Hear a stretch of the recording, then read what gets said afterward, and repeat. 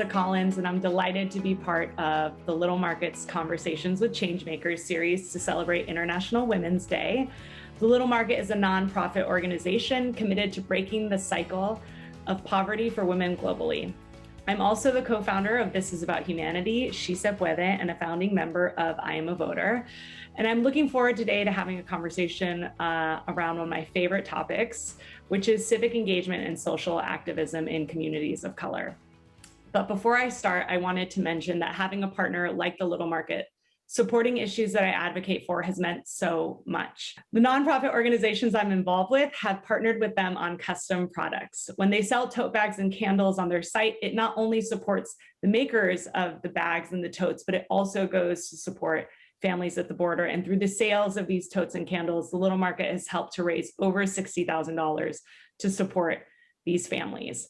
Today, I'm honored to be joined by Mia Wright, the president and director of the NBA Wives Association and senior advisor to the 68 Project, and also an amazing friend. Thank you so much for being here, Mia. Elsa, I literally would not want to be anywhere else right now. So good to be with you. Thanks so much to the Little Market for having me on today and being with such amazing company of so many dynamic women. It's incredible what the Little Market is doing with these conversations. So honored to be here. Great. So I definitely want to hear a little bit about how your passion for organizing and civic engagement, how you incorporate that into the organizations that you're involved with. Yeah, I mean, I think for me, leadership has just always been something that's been an example set by my mother, who, started the CARE Project in '92 in response to the AIDS pandemic or epidemic rather. And just seeing her with her years, as a registered nurse and kind of deeply engaging in her community, definitely led the way for my passion to help others and to just be engaged with others, right? And so when I had the opportunity to be a part of the MBWA leadership, I think one of the most driving forces was for me to help shift and change the narrative of what, NBA players' wives are perceived to be or what they are perceived to do in this world. We have, as you know, because you're part of this wonderful group, an amazing collective of women, very much similar to like the women that you're hearing today. Just so many dynamic women who not only care about their families, their husbands and their legacies, but their communities, nationally and globally, and who put in not only financial means, but time and hours behind things that they're passionate about. And so what better way to kind of collectively bring all of our passions together than through the MBWA and what we've been able to accomplish, as this collective. I think also just myself growing up as an inner city kid in LA, not necessarily from poverty, but being 5 blocks away from poverty and, having friends who had families who slept in cars and, friends who were recipients of the lunch program and like seeing how nonprofits literally carried so many families made me feel like I was just obligated and I wanted to make sure that with whatever platform that I was blessed with, I was doing my part in that way. Yeah, you talked a little bit about, growing up in inner city Los Angeles, your mom, kind of a single mom and whatnot, and sort of understanding that I know how important, we work to infuse an understanding in our children about kind of their history, where they've come from, maybe some advantages that they have that you didn't go through. How do you really help to instill that in them when that's not their actual reality? Such an amazing question. How do you bridge that gap? Because the realities are very far from one another. I think it's just being very honest and vulnerable in our conversations with our children. It's so funny, not really funny, but, I come from growing up, with the LA riots happening and literally my mom and I in her Mustang driving right near Florence and Normandy, like as the news is breaking And all of a sudden we see the commotion happening, and obviously I'm mixed, we're fair skinned. She's like, get down. Like, she knows it's about to go down. So she's like, get down. I remember like beer bottles and glass bottles being thrown at our cars. So that was my reality. Like, growing up as a kid in LA in the 90s, the gang banging, like, it's insane because I look at it as a movie sometimes. That's what it feels like sometimes. And so when you're describing these instances to your kids that are 100% privileged, I remember Devin, who's my oldest son, being like, I'm not going to the hood until I'm 50. Like, he was terrified.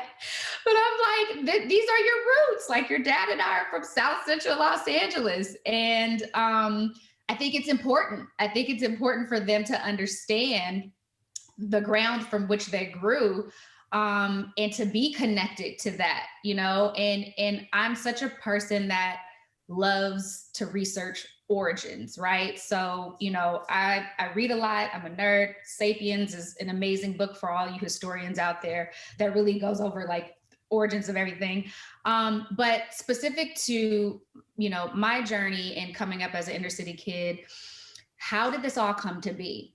And this is I'll loop in how politics in this whole conversation, the thread, right? Redlining, the crack era, like, you just start to kind of put the pieces together. And I think those stories are very important for our children to understand. It's not that people are choosing this for themselves, right? Like, this is very systematic and it's very intentional. And I think it's our duty, just people with compassion and hearts and understanding, to bridge those gaps with our children who may not ever have to walk that experience, just for them to have some level of awareness, compassion, and then, hopefully motivation to create a better future. Yeah. I mean, I think one last thing that I'll just ask you about on this particular subject, which is, again, we're trying to bridge that gap. They may not have that understanding, but also knowing that walking down the street, someone could think anything about your kids, and preparing them for what that's like when that's not also their daily reality, right? Yeah. I think in the wake of George Floyd and Breonna Taylor, I had to rehab the conversation with our oldest son, who's 13, who's 5'8", size 12 shoe, again, fair skin, but clearly a Black child. Okay. And our youngest son, who's 6, and we live in the suburbs, in the woods, predominantly white neighborhood. And so to have that kind of conversation, and even with my suburban mom parents who I'm friends with, and our kids, have grown up together, it's jarring. And it's hard. It's a hard concept to grasp, even at the age of 13. I think it became really clear when this happened in our backyard. There was a police killing of a neighborhood boy who grew up here, who went to elementary, high school. He suffered from mental illness. His mom called the police for help, and he was murdered. His name is Miles Hall. You can research that case. But so now, in the wake of all this happening, we see the, Miles Hall tributes going up, and people are trying to be allies in the best way that they can, which is just being vocal and to, have your signs in the yard that show support, and just those constant reminders that, though the protesting has calmed, like, these are still real issues that our kids have to deal with, if not themselves, as their friends, as their associates, as their community members.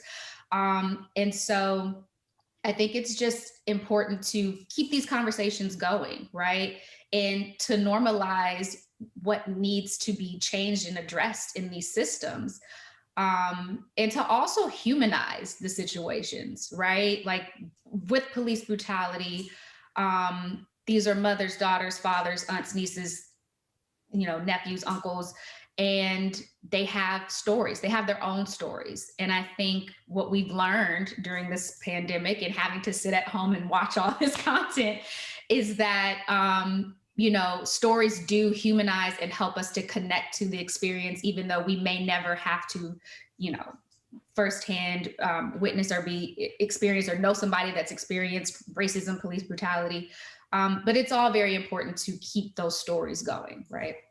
Yeah, I remember, Jaren was home because the pandemic was happening, and, we sat down to have a conversation with our children. And I remember having this like innate desire for it to be like wrapped in a bow at the end, for Jaren to be like, but it's going to be okay. Right. And that's not something that he can say. And we had a conversation, him and I, after, where I was like, I just wanted you to say it was going to be okay. And he was like, that's not the reality. And that's not really preparing our kids, in the best way that we can. So I think, I know from a personal motivation and for you as well, when we look around, why are things happening, or why are these systemic inequalities continuing, and how can we start to combat that? We start to look at, how are we advocating for ourselves, and what is one of the most powerful ways that we can advocate for ourselves, and that is through the ballot box. That's showing up and voting. That's saying that like our voice does matter. And so I think that, we both have personal experiences with how we've sort of used what we have at our disposal to really activate and motivate people to get out there and to use their voice. And I just want to hear a little bit about, maybe what this last election cycle was like for you, and what kind of different things you got involved in. Yeah. So I've clearly always been an advocate of just anti-racism is the best way to put it, like in my life's work.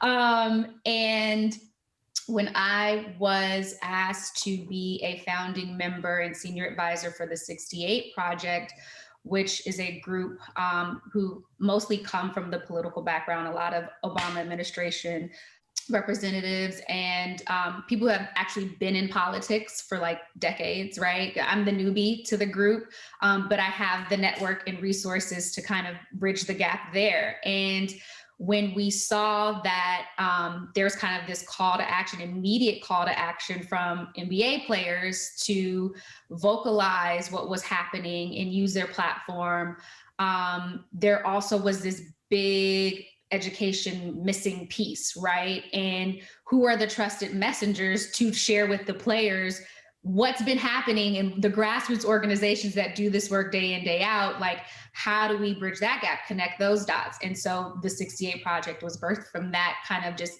that need in response to what was happening. And for me, it was a no-brainer. I mean, you're giving me an opportunity to not only help educate this community that I care about, but also to, bring some real power to the polls. Yeah, sign me up. So it's something that I've just really enjoyed seeing how our players, their families feel empowered, that they're actually using their voice to really create change and to just kind of shift dynamics in a way that's responsible, and not where somebody's just kind of force feeding them things that they don't understand, but, kind of really walking them through how the system works and why it's important for us to show up at the ballot box, and how we can support our community to understand why it's important to show up at the ballot box. Because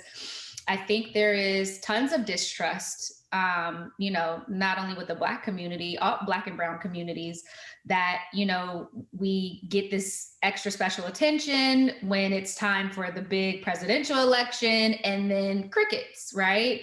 So I think one of the great things about the 68 Project is that we help to engage our players and our entertainers with the grassroots communities, our grassroots organizations, to do and plug into the 365 work. So it doesn't feel so transactional and one-off. Like, no, we may not have to, again, walk that same journey, but we care, right? And this is how we show we care. Yeah, I mean, that so resonates with me because, having spent so much time in politics and in organizing in the Latino community, and just seeing that kind of like cyclical, like every 4 years, like, you're the most important population that ever existed. Like, you're going to show up, you're going to, save us, or you're going to do whatever.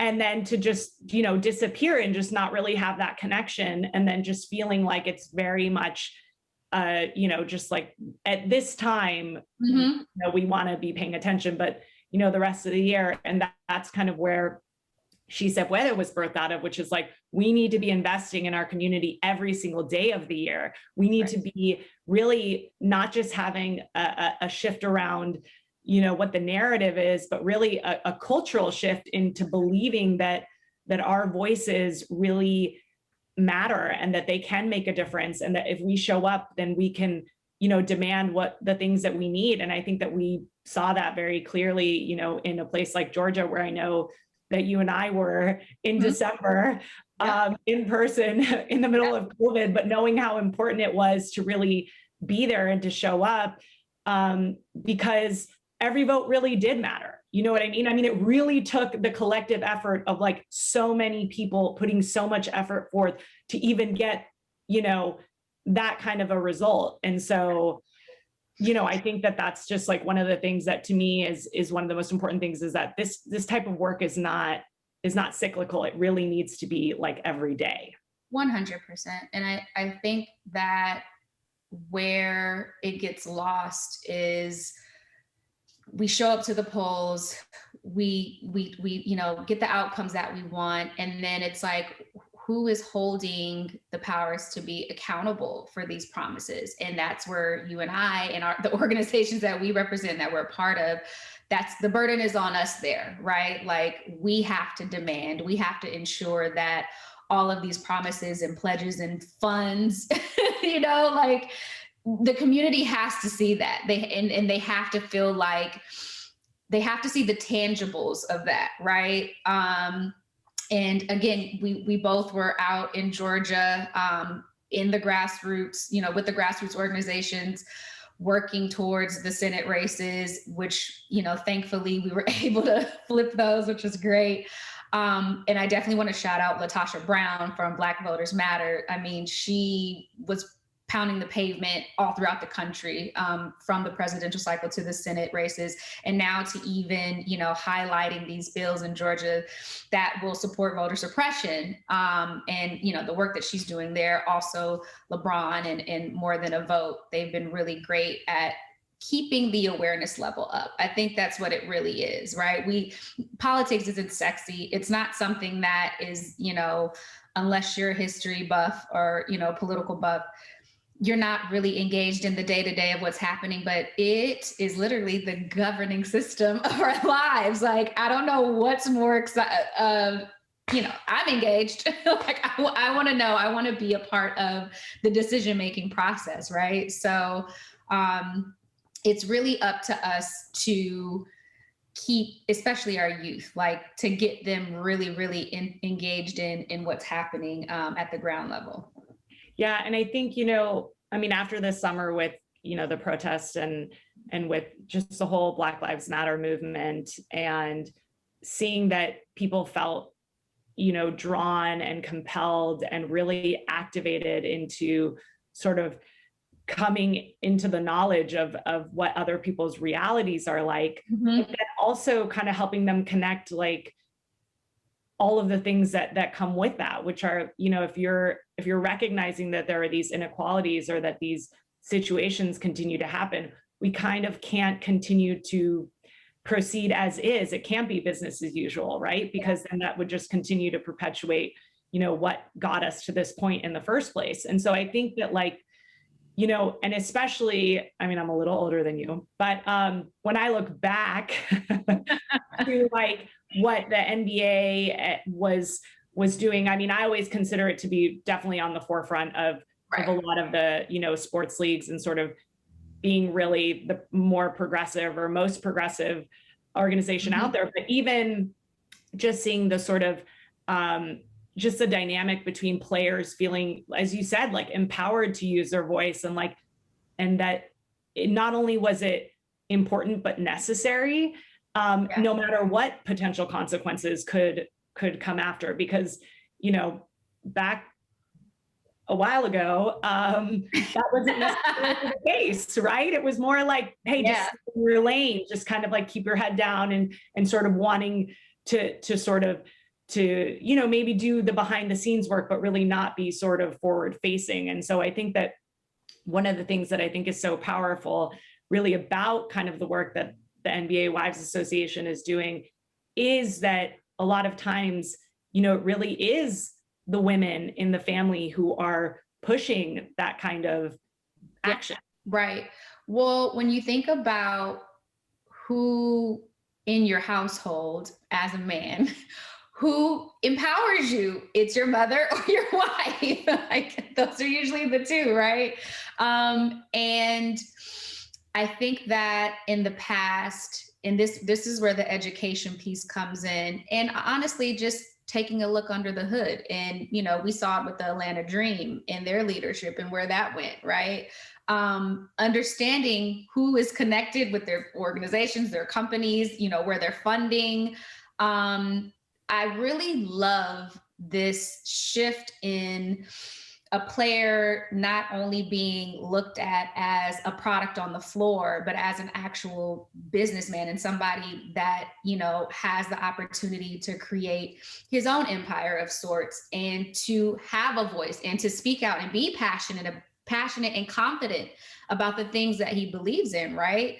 I think in the past, there was just always this notion of, I don't want to lose my job. Like, it's a job security thing. Like, and I'm just going to do the cookie cutter nonprofit community work because this is what feels safe. And we saw in its alignment, divine timing, whatever you want to call it, the fact that we were all sat down in the pandemic, at the top of the pandemic, and Breonna Taylor and George Floyd happened, it's not by coincidence. And it was an awakening, and it was a shift in consciousness.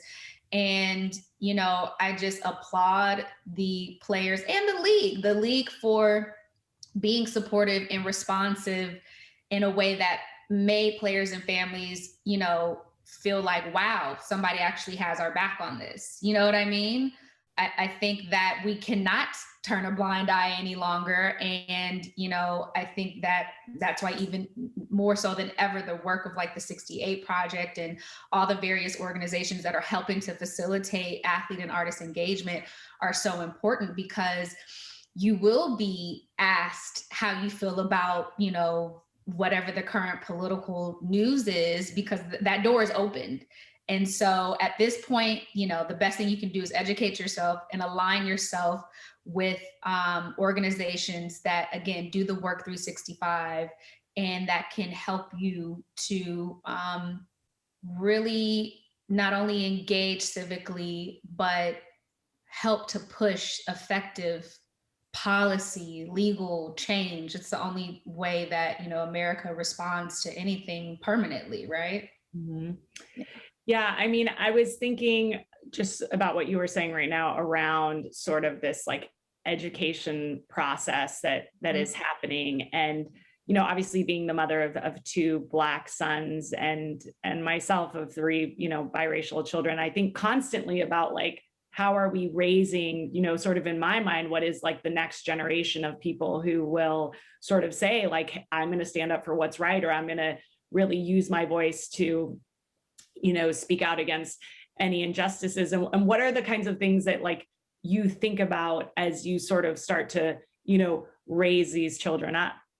I think the first thing is just self-awareness. That's always my first rule of thumb in anything, right? Is just a real awareness of self, centering on what grounds you spiritually, and, you know, your moral code, and your just that center and that navigation, that understanding, that being real clear on that, because that's going to guide everything else. So that's, you know, mom's first go-to is like, dude, me and dad did this. We're still doing it. But like the things that they're hitting, these struggles are like, we got over it and through this. It's you have to understand that you are your own vessel, right? And the building blocks that are happening for you now will inevitably guide how you are, you know, as an adult. And being accountable. Like accountability is major for me in this household. And I think those are the starting points, and you can apply that to anything.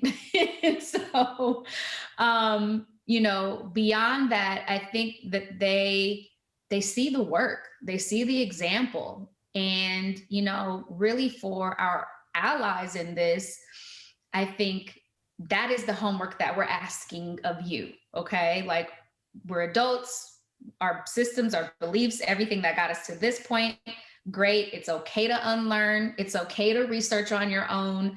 It's okay to get uncomfortable so that you're able to be a better parent, be a better example, a better citizen, a better leader, and, you know, ask and kind of demand the same of your kids. You know what I mean? Like the age of holding hands and blinding, that's over.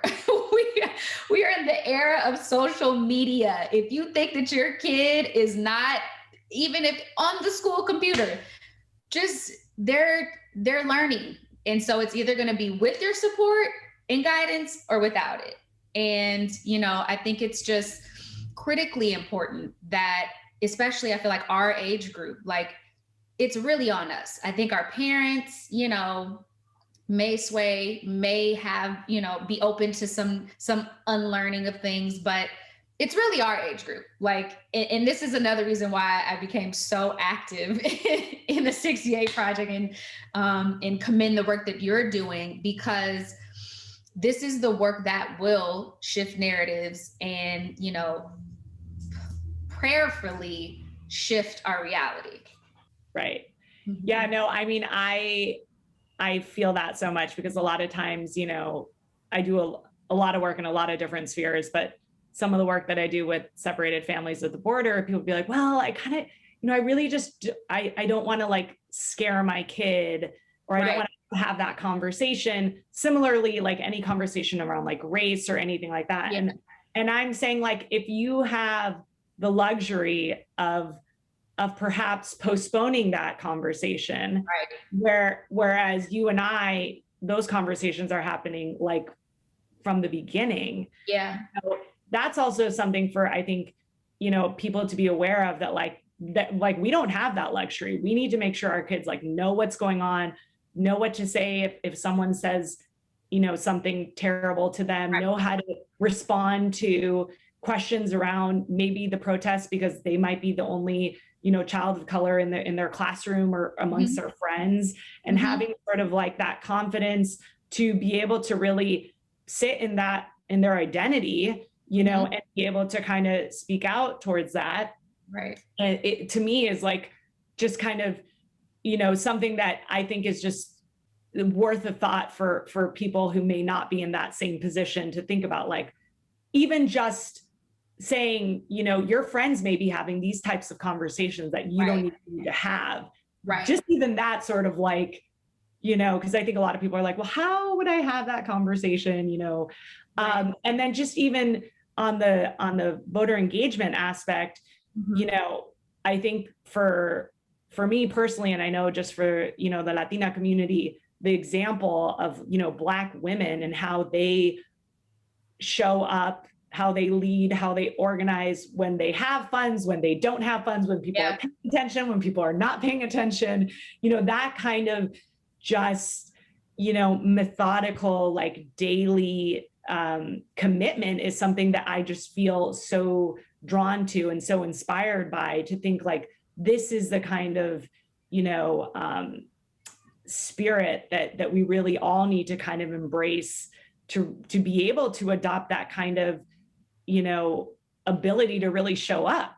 You know, I think that when it comes to allyship, and being a true ally is somebody who is okay with releasing some of their privilege, right? Like, clearly the undoing of white supremacy is kind of a far-fetched dream, if we're going to be very blunt and honest here.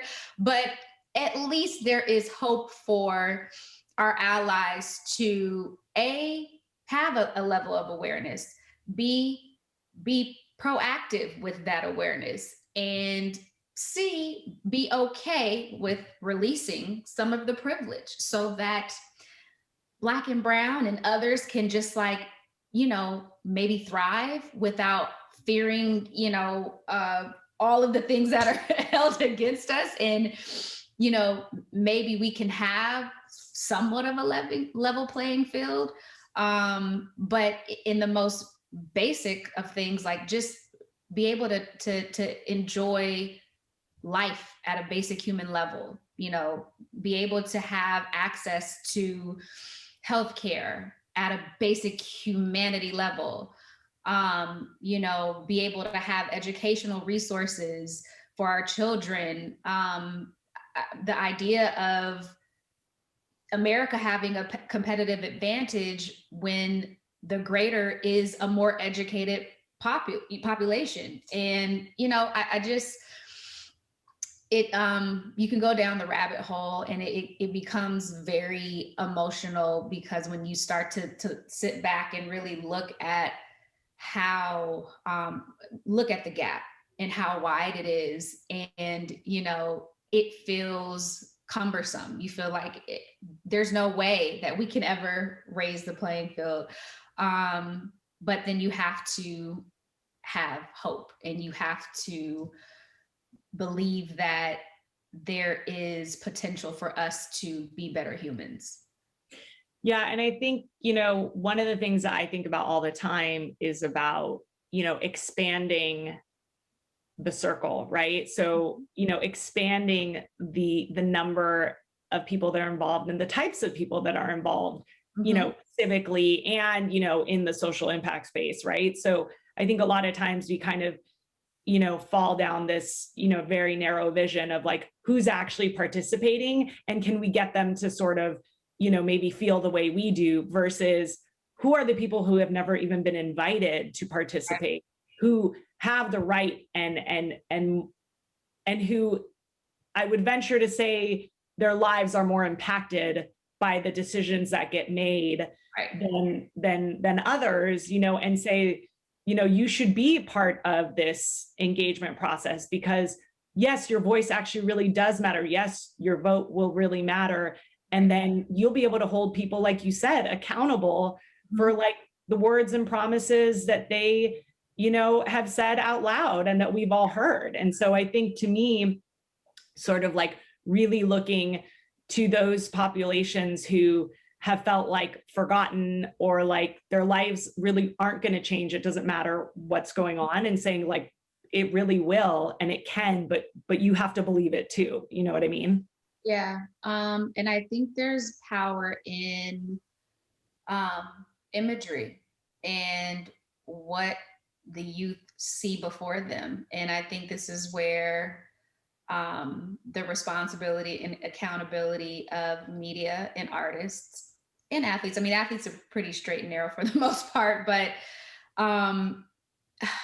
our kids have to see themselves not only as entertainment, and I'm speaking particular to the Black community. We have to be able to see ourselves in positions of power, whether it be politics, whether it be, in tech. We have to be much more accountable about the examples that we're setting for our children. And that's a message to our age group. Yeah, I could not agree more. Really, that's such a great way of putting it, that our kids are not just entertainment. Yeah. And I think that, once you do have that vision for any kid, that kids are the most imaginative, creative, pure, genius people that we have. And no matter their circumstance, that's what's so incredible. Like, I went to a nonprofit program, summer camp, LA Southwest Scholars, and a lot of the kids went on like a, nonprofit scholarship grant. Some kids could afford to pay the minimal camp fee. And we had this, there's drama, sports, and dance. Of course, I was a part of dance, but every year we would have this culminating kind of play of sorts, or like, oh boy, I hear children. We would have this culminating huge event where the community would come out. We were on stage. We felt like superstars.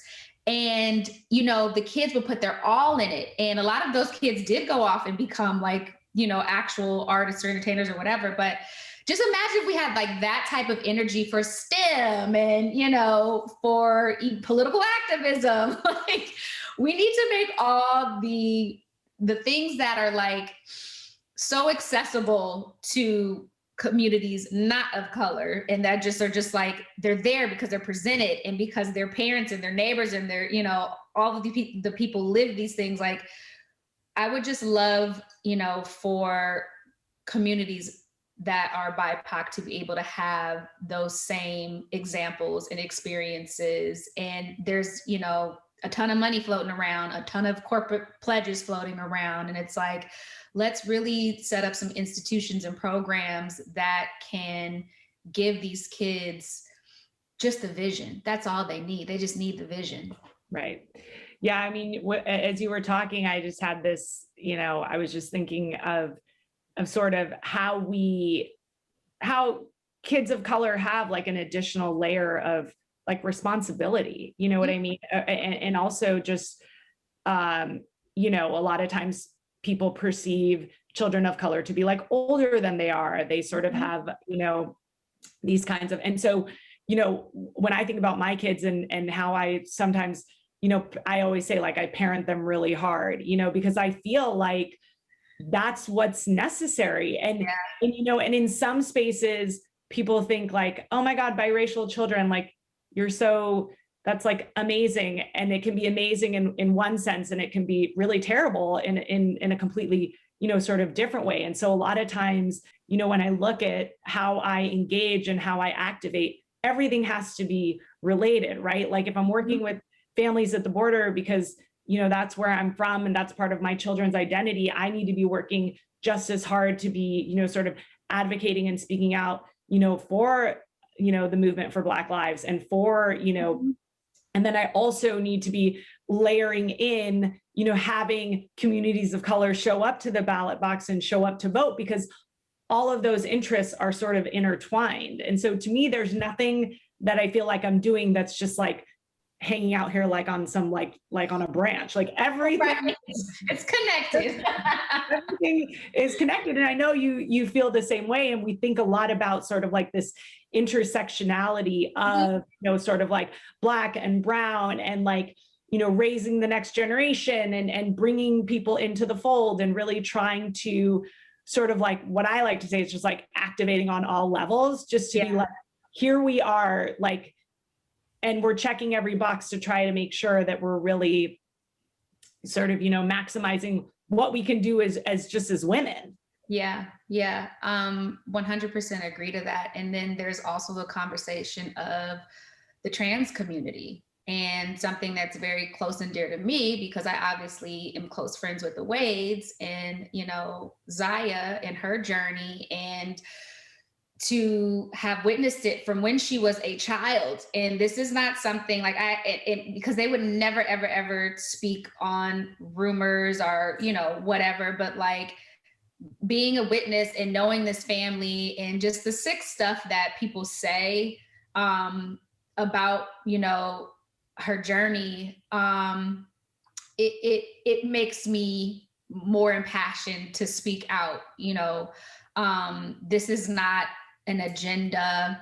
I don't think anyone would choose to walk a journey that so many, you know, would want to hate them to the point of killing them.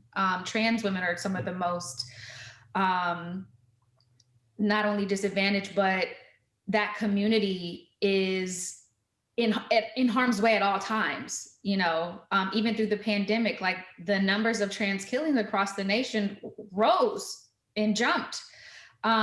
So I think that's another very important conversation that we need to be inclusive of, right? That's another thread that we gotta stitch in the garment, because it is the next, I think, big conversation, or one that, you know, is pushing its way to continually being a priority in mainstream media. And I just, I circle back to how can we be better humans?